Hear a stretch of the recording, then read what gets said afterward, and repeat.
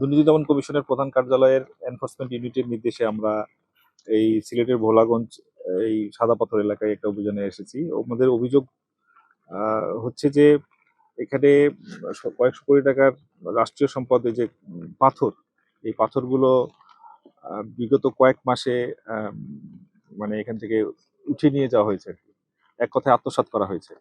আমরা আজকে 5 জন সদস্যের একটা টিম সিলেট অফিস থেকে এসেছি।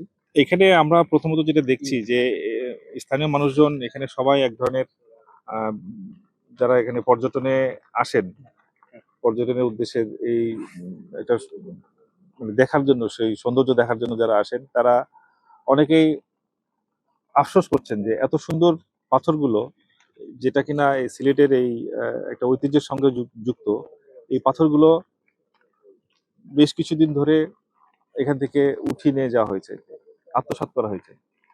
তো আমাদের মানে এখন পর্যন্ত আমরা যে জিনিসটা পাচ্ছি, যেটা আমরা দেখতে পাচ্ছি যে এই সম্পদগুলো নিয়ে যাওয়া হয়েছে মানে বাণিজ্যিক উদ্দেশ্যে। ব্যবসায়িক যারা এখানে এই এই জিনিসগুলো নিয়ে গিয়েছেন তারা প্রাকৃতিক সৌন্দর্য বা পর্যটন এটা মাথায় না রেখে এই লোকে নিয়ে গেছেন তাদের ব্যবসায়িক স্বার্থে আর কি। আমরা যে যে তথ্যগুলো আমরা পাচ্ছি এগুলো নিয়ে আমাদের আরো কাজ করতে হবে। আমরা যেটা বুঝতে পারছি যে এই সাদা পাথর এলাকায় আসার আগে রাস্তার দুই পাশে অনেকগুলো এরকম পাথর ক্রাশার মেশিন আছে এবং এগুলো দৃশ্যমান অবস্থায় দেখা যাচ্ছে। বড় বড় পাথরগুলো ভেঙে টুকরো টুকরা করা হয়েছে যাতে এগুলো তারা মানে বিভিন্নভাবে পরিবহন করে দেশের বিভিন্ন জায়গায় বিক্রি করতে পারে বা ব্যবসা করতে পারে। আজকে আমাদের যে অ্যাসাইনমেন্ট সেটা হচ্ছে যে এটার সঙ্গে কারা কারা জড়িত থাকতে পারে সেগুলোর মানে ফাইন্ড আউট করা আর কি। এটার প্রতিবেদন আমরা আমাদের প্রধান কার্যালয়ে প্রেরণ করব, সেই অনুযায়ী তখন আমরা এটা নিয়ে পরবর্তী যে প্রক্রিয়াগুলো আছে সেগুলো নিয়ে কাজ হবে। প্রায় কয়েকশো টাকার এই যে সম্পদ, হ্যাঁ কয়েকশো কোটি টাকার এই যে সম্পদ এখান থেকে তুলে নিয়ে যাওয়া হয়েছে, আত্মসাৎ করা হয়েছে।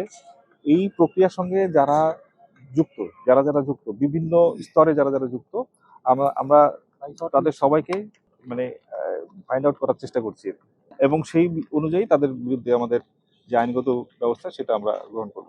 আমাদের যে সিলেট দপ্তর, এটা আমাদের হেড অফিসের মানে নির্দেশনা অনুযায়ী কাজ করি আর কি। তো মূলত আমাদেরকে যে সময় আমাদেরকে এই অভিযানটা চালানোর জন্য নির্দেশ দেওয়া হয়েছে, আমরা অবিলম্বে এটা কাজ শুরু করেছি। আর আমাদের সিলেট থেকে যে এটার যে একটা ভৌগোলিক দূরত্ব আছে সেটাও একটা বিষয়। আমাদের যে বাহিনী বা যে জনবল নিয়ে আমরা কাজ করি তাতে আমাদের আরো তো অনেকগুলো কাজ আছে আর কি। আমরা যে জনবল নিয়ে কাজ করছি এটা এই লিমিটেশনস এর মধ্যে দিয়ে আমাদেরকে কাজ করতে হচ্ছে, যে কেন আমরা এতদিন পরে এসে এই কাজটা করলাম আর কি। তো এটা মূলত স্থানীয় প্রশাসনের কাছ থেকে তো মানে ভৌগোলিকভাবে খুবই কাছে, যেটা আমাদের অফিস থেকে কিন্তু ভৌগোলিকভাবে অনেক দূরে আর কি।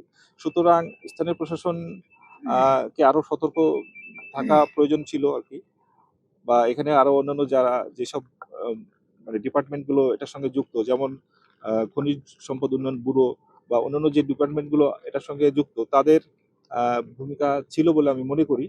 এখানে তাদের সতর্কতা বা তাদের আরো কার্যকর ভূমিকা ছিল বলে আমি মনে করি। আমার একটা স্মার্ট সিদ্ধান্তে 25% গ্যাসের খরচ কমেছে। ভাবছেন কিভাবে? সাধারণ গ্যাস স্টোভ বদলে আমি এনেছি আরএফএল গ্যাস স্টোভ। এর সাইন্টিফিক নজল ও ব্রাস বার্নার ক্যাপ সমানভাবে তাপ ছড়িয়ে রান্না করে দ্রুত, তাই গ্যাসও বাঁচায় 25%, টাকাও বাঁচে 25%। আরএফএল গ্যাস স্টোভ, নিরাপদ ও গ্যাস সাশ্রয়ী।